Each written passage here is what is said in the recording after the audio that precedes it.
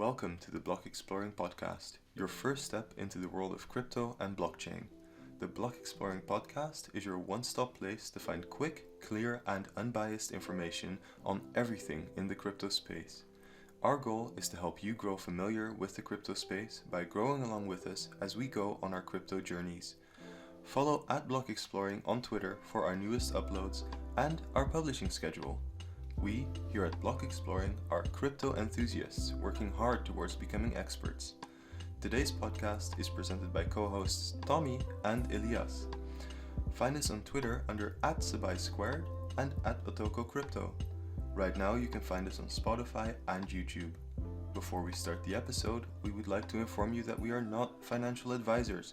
Therefore, nothing said in this podcast should be considered financial advice. Always contact your financial advisor before making any investment.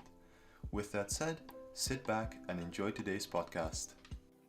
What's up, guys? Welcome to episode 16 of News Bytes on the Block Exploring podcast. This week, I'm going to talk with Tommy about everything that happened this week in crypto. So, Tommy, let's jump into it. Are you ready? Yep, let's do it. Nice. So, the state of the market this week. I think we all saw in the past 2 days or so, after the B word with Elon and Jack, a slight rally in the market, but nothing extremely significant, I would say. I think, there was like a 10% market cap increase, and Bitcoin has surged again above 30K, which I guess is nice. How do you feel? Yeah, I feel like there's some definite bullish sentiment back, with regards to Bitcoin and ETH, but that's generally it. There hasn't been any seismic return that could pull anything, let alone the whole market back up. But with particular focus on the top two dogs in the space, there's been a lot of bullish news, especially that conference, and there's been ETHCC as well, which is a huge Ethereum conference. Yeah, that's also been pretty mad for ETH. That's true. Yeah, ETH has been making the rounds, especially I think everyone heard Elon owns ETH. That was definitely the headline of the B word. And so people hate Elon less these days. They hate him a bit less. But it's what I made a tweet about that a while ago. I said I wish the tech spoke more than the figureheads, because it's good, of course. Like, I'm not gonna hate on a pump. Nothing like a good pump in the crypto market, but I wish it was more based on the tech than on figureheads discussing it. But besides that, I think there's an article that I read. It was like about the influence of figureheads, but there was also one about why the Bitcoin price hasn't been able to rally above $40,000. Okay. And the argumentation that we see is that the US dollar is strengthening. I ain't sure about that one. That there's a new wave of COVID-19 infections, and that there are lower trading volumes, which then threaten the current recovery. And this was posted on Cointelegraph. And something I wanted to say about that is that I actually disagree with that article in a few, actually on most of the points. So there's a strengthening US dollar. I'm not sure about that. I think the amount of quantitative easing that has been done has just weakened the dollar for more significant amount of damage than people kind of estimate. Then a new wave of COVID-19 infections. I would say that last bump was amidst the lockdown and also amidst a surge in infections, and that was actually very positive for the average retail investor to say, I mean, let's put it simply, let me just YOLO some money into crypto and see what it does to get some spice back into my life. I think that's the sentiment behind a lot of retail investors. Yep. And then low trading volumes threaten current recovery. I don't think per se that like the amount of trading volumes I don't think that they really affect the price that much. I think if a lot of people hold the currency for a long time, that's a very positive thing, and that's also, I think, one of the main points of Bitcoin is to be like a long-term permanent asset, Yep. Like a digital version of gold or real estate, and not to be like a currency that's heavily traded. So I don't know. What do you think of that standpoint? Well, yeah, that's the thing. People take just very different approaches in terms of narratives towards Bitcoin, and I think most people have consolidated around this idea that Bitcoin is digital gold, or real estate in some sense. But there are still like so many people, like a large swath of people, who believe that it should be a currency, or a reserve currency of the world in some sense, because that's what some people derive from the white paper. And I think that drastically changes what people think in terms of how strong Bitcoin is at the moment. Yeah, definitely plays into it. No, it's true. And you had like major figureheads like Michael Saylor come out. I think, it was this week, that he doesn't think that Bitcoin is going to be like a real, like as a currency, like a dollar, like something you use to buy stuff ever, and especially in the US. Why? Because he says that it's not as much a threat to currency as that it is to property and kind of like these types of assets. Like he says that there's no need for the United States to be threatened by things like real estate or buildings or gold when it comes to like having an alternative to their currency, because as long as their currency remains accepted, no one's going to pay you with a building. It's too illiquid, no one's going to buy bread with gold because it's too expensive. It's a store of value. It's not a currency. That's basically what he came out and said. I think it was a pretty interesting point, and I think also for regulators it's maybe something to take into account when you look at kind of the regulatory space that's and like the regulatory moves that are being made. Are countries in touch with the fact that it is property and not currency? Well, that's sort of the narrative that Michael Saylor is trying to adopt. A lot of people have tried to adopt, but it really depends ultimately on how people use Bitcoin going forward. I think at the moment, we might see more of that, of like what Michael Saylor is talking about, people treating Bitcoin as such. But if we look at what's happening in El Salvador, or what might be happening in Paraguay, I believe, and what's been happening in terms of development of the Lightning Network as well, if people are really pushing for this peer-to-peer, currency-based use of Bitcoin, I think that might stir regulators in a different direction in terms of regulation. Because if everyone agrees or generally adopts the narrative of property, of store value, then I agree, that's like a much more straightforward regulatory like approach or track that regulators could take in their understanding of how to deal with Bitcoin. But definitely, I think ultimately depends on how people choose to use it in the long run, which is quite difficult for regulators. Maybe that's what they're grappling with. That's true.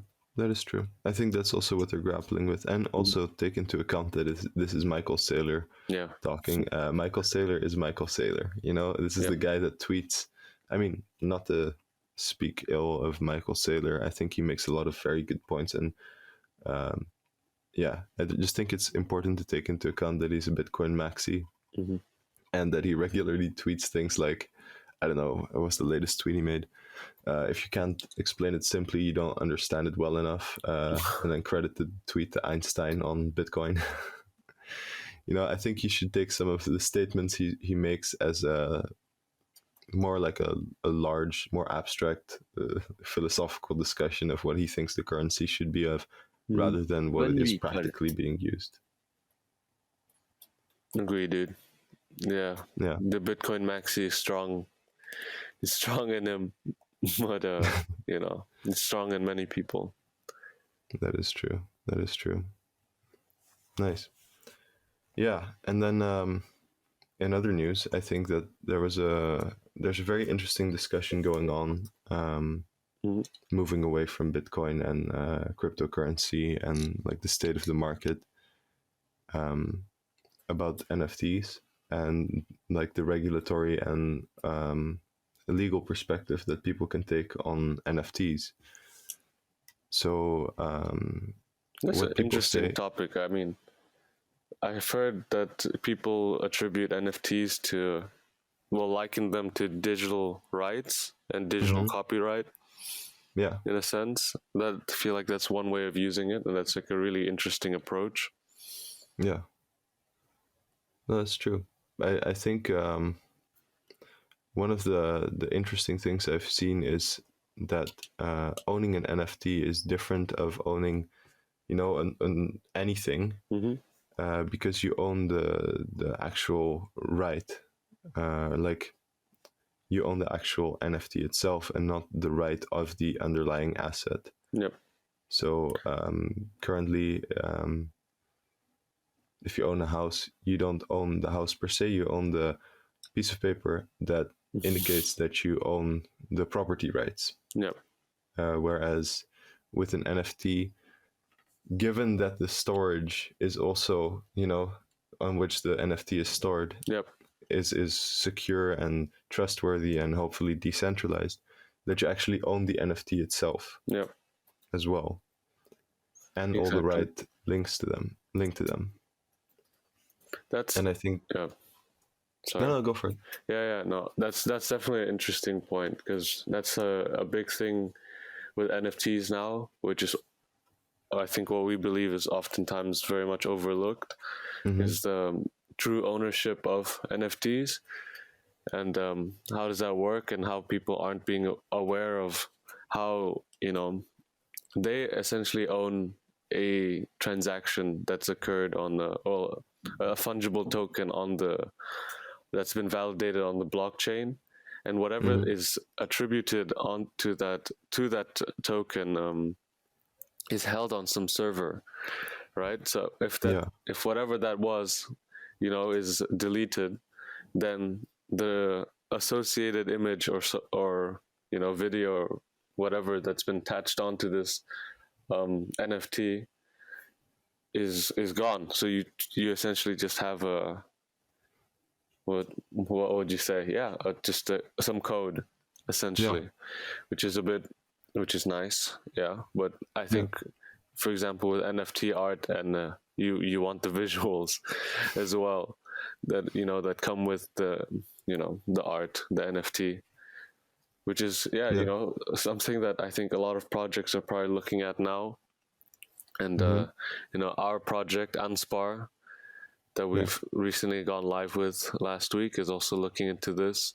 But this is like, it's definitely huge in NFTs. But I feel like NFTs, there's so much potential. First, I think that issue can be resolved, and two, I think the idea of digital rights is super interesting. I think people can bake in, you know, they can bake in rights into the NFT. Like, I feel like an artist could bake in, you know, by buying this NFT, this gives you the right to print, resell, and, you know, create copies of this NFT, for example. I think that would be super cool, because it actually gives people the opportunity to create more out of something that they've just bought, you know. Completely agree. That's what I've also been thinking about, like the regulatory kind of space that NFTs find themselves in right now. So if you look at NFTs right now, if you buy an NFT, this does not give you the de facto rights to have the intellectual property related to the work. It doesn't give you the right to copy, distribute, or execute it unless the rights have been designated, which isn't always possible. And then if you go for like a traditional legal analysis, NFTs are like really similar to, just buying a copy of something. At the moment. It's because of a lagging judicial system, I think, that hasn't quite come to grasps with the actual use of NFTs. Yep. And also the fact that NFTs, I mean, an NFT can perfectly fine, or like it can function perfectly fine without having all these, distributive, rights. Yep. You can include that or exclude that from the sale of an NFT. Yeah. It's perfectly fine, but I think that it should be possible, and I think it also would give a lot more agency to the creators themselves, and so it would take away a lot of barriers when it comes to content creation, and not just content creation as we tend to see it, like YouTube videos.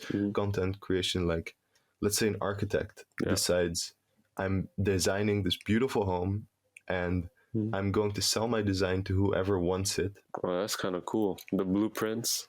The blueprints, and he says, hey man, this is my design. I have all the authorship over this, all the other authorship rights. But if I sell it to you, you can build this, and I won't make any claims of owning this piece of paper. I just want to see this building be built, and I want to have money for the thought process. Yeah. The innovation that could lead that'd be sick. Yeah. That'd be sick. It would really like take away a lot of gatekeeping that happens, and a lot of judicial barriers. Like if you can make your own patent, does that make sense? Like you can make your own patent with a smart contract. If that's recognized, well, then you don't need a lot of this like interference and a lot of this financial barrier. That'd be so cool, actually. Yeah. I think that's the true, like that, and like documents of like identity, so like passports, ID cards, all that jazz. I think that's the real purpose of NFTs, and that you actually own your own ID. Definitely. So you don't have to go to the municipality and pay 120 euro. Sorry, that's a Dutch issue. 120 euro for to get your ID card again. Yeah. Or for have it to be valid for a certain amount of time. I think that's like true ownership, and I think that gives a lot more rights and equity to the actual owner and creator of the NFT, of the idea. It puts much more value on just creating good ideas rather than finding good funding and getting over regulatory hurdles. Yeah, I think that's that's definitely a big thing. How the legal field approaches, this issue, but it's also like an issue within the community. How do creators approach this and like think about this? And I think it's very different depending on the project, because some projects are fairly decentralized, made up of loads of people, and they just don't, they do just implicitly give, free reign on of ownership. Yeah. And what you can do, especially with these avatar projects, you see people making derivatives all the time. Like, they'll take their Bored Ape Club, they'll take their ape, and they'll add things to it, or do some people have like, there's like a show that's hosted by a Bored Ape. Yeah, it's pretty cool. That project's sick. It's pretty insane. Like the amount of built-in value that's like, or community built-in like based value that's like coming out of owning something like an ape. Yeah, they're like Bored Ape meetups. There's just Bored Ape like sub communities. It's crazy. Yeah, they're going ham, the Bored Apes. And like just by having an ape, you get like thousands of followers just by having an ape. That's true. That's very true. I think also branding. What you see, yeah, definitely. And I think what you see now is very much in it's very hard to practically use and exercise the rights that come with NFTs right now. But even people making NFTs, their avatar is already a use. You know, like Yeah, for sure. it's not like you get sued for using. Let's say if you would take an NFT, like a bored ape, you'd screenshot it, make it your avatar. It's not like you would get sued for that, but you would get frowned upon from anyone in the NFT or crypto community. You lose your, your Twitter points, your cred, and that's what's so important in this space, like your authenticity. Yeah, and your ethos, and just like the fact that you show up and you say, you know what, I'm gonna respect the fact that this guy bought this NFT, and I won't use it. This is his profile picture. This is his ownership, and people are doing this. People are actually respecting it without the need of a regulatory intervention. Yeah. But it would be good if there actually was some decent regulatory intervention.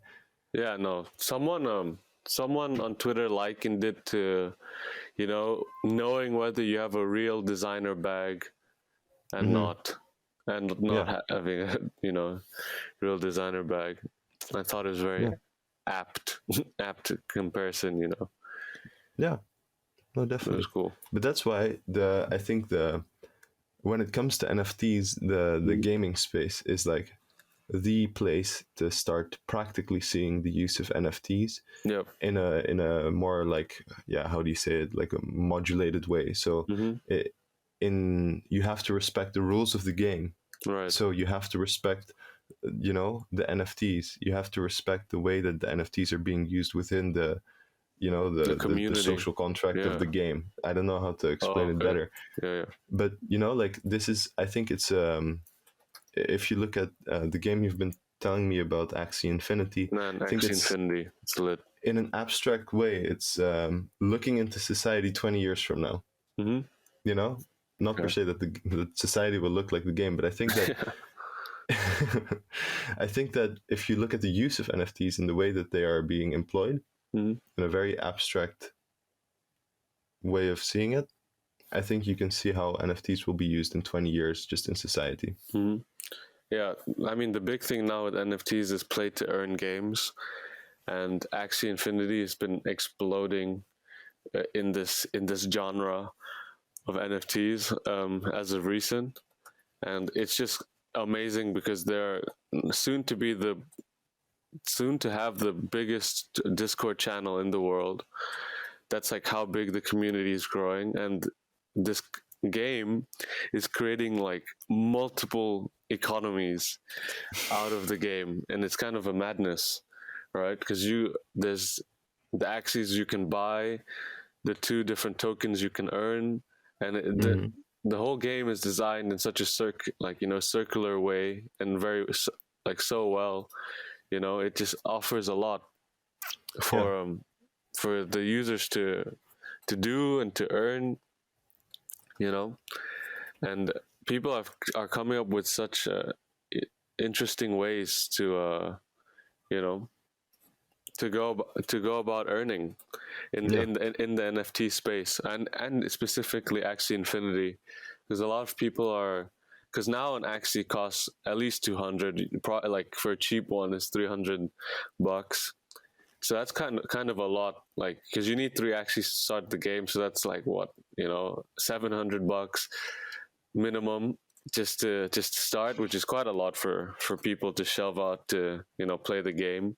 So people who've been breeding Axies, now they're creating scholarships where they enter into profit sharing agreements with different people, and lend out their Axies, and that's passive income. Well, if you have a massive team of multiple scholars who are generating 30%,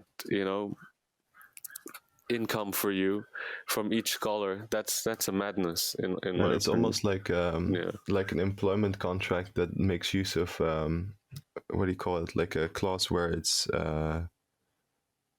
effort based. So like like a realtor in America, they get like a bonus whenever they sell a house, they get a part of the cut. It's almost like that, but in a gaming form and in a smart contract form instead of a legal contract. Exactly. Oh man, it's insane. I think it's so cool, like what's going on, and I think the community will just keep growing because the community is so strong at the moment. Like, it just keeps growing, and the people are tweeting about Axie Infinity because it's like the game, the crypto game at the moment. But it'll be interesting to see how long, if it can continue to sustain, because like I know, like for Top Shop, for example, is like the hottest thing in the space at some point, and now Top Shot's like really not. It's kind of dead.